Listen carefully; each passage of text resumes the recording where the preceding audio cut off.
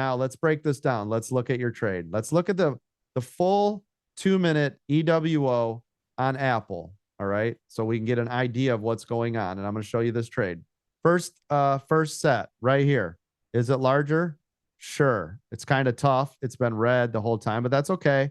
Let's say by some crazy chance you jump in on this, you get in here, you get burned. Now, I heard you talking about percentages.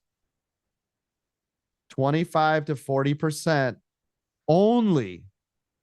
And I repeat, everybody knew, only is the entry and only when it makes sense.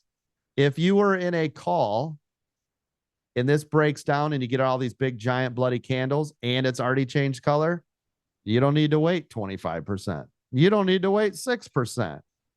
It's already telling you, get out, get out, get out, long candle, get out. Do you see what I mean?